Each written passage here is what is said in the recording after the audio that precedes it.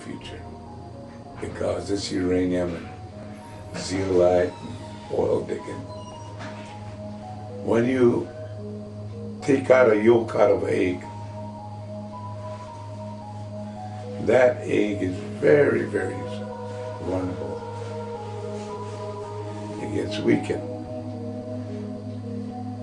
And every little, even a small pebble will hit that egg, it'll break. And that's when they're taking all the minerals out. And as Native people, we look ahead, and there'll be much death by, 2012, the rate we're going. I'm not a perfect man. I went military. It is always us poor men that defend this country for $2.50 a day, so the wealthy man can make money. And it's not good. We need to let go of the violence. We need to let go of that taking from other countries. Common sense should teach them that you don't fight anybody in their backyard. And that's what they're trying to annihilate the Native people here in North America. They're not going to do it. Because we have one tool that they don't have. It's spirituality. There shouldn't be no violence here in the United States or the world.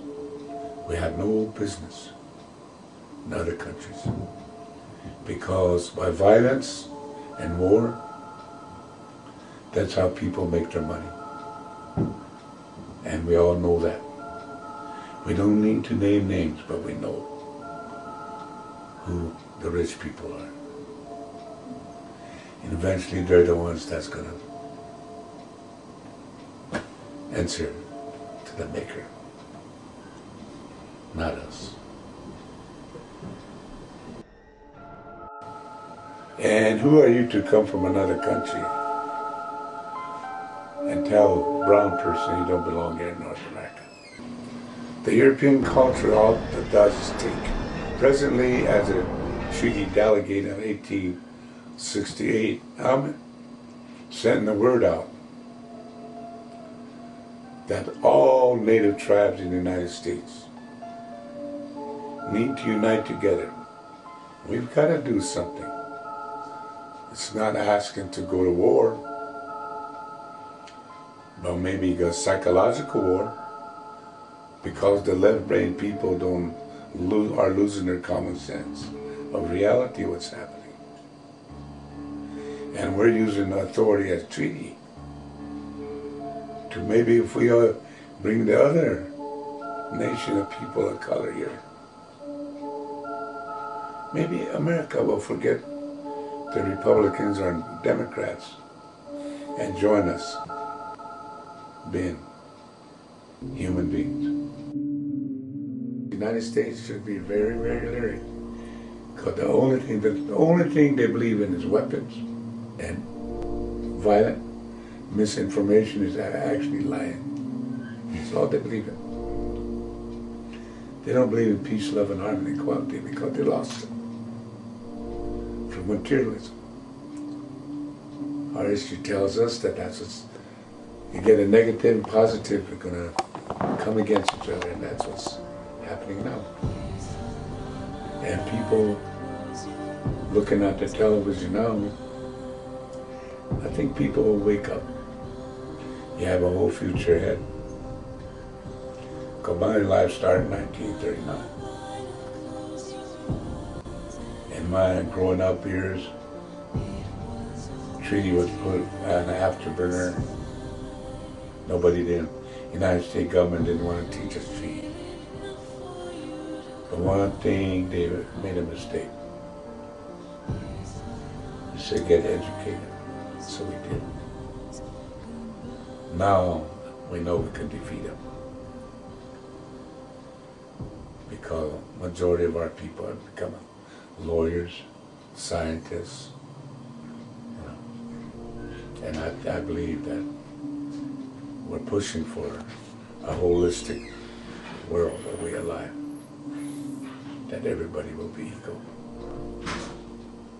And people will hug their children and tell them they love them and really be interested in their child. Inuits are very powerful people. All native tribes in the United States, I see a future they're going to unite together. And I think it's all because a statement that Russell made. The Constitution of the United States, Article 6, it is proven that they have no title to any of the country here in North America. And again, Russell has a point. We're all thinking about that. But if we're going to do that, we're going to go under the crazy horse, or sitting law, natural law. If we do that, then all the bands here in the United States will join on the sacred fight, and they can feather law. And we're not going to fight. The United States has to sit down with them and renegotiate. An Indian has asked me, what happens if you guys reclaim your sovereign status? What happens within the boundary of 1851, 1868? A lot of the ranchers and farmers and people who non-Indian live on that land, you're going to kick them out? I said, no. They're going to be our allies. And they will fall under the umbrella of sovereign immunity. And our economic, somebody also asked me, what happens when the economic development of the United States don't give you the money? Well, actually, I said, we are the landlords. And they're the one that made the treaty with us. We did not make the treaty with the United States government. History will show you at the defeat of the government on June 25th, 1876, and the Sioux tribe took the American flag away in this bighorn. We conquered the United States, so they wanted peace with us. Mr. President, you've been a governor and a president, so you have a unique experience looking at it from two directions. What do you think tribal sovereignty means in the 21st century, and how do we resolve conflicts between tribes and the federal and state governments? Yeah. Tribal sovereignty means that it's sovereign. You've been given sovereignty, and you're viewed as a sovereign entity. Okay. And therefore, the relationship between the federal government and tribes is one between sovereign entities, sovereign entities, sovereign entities, sovereign entities.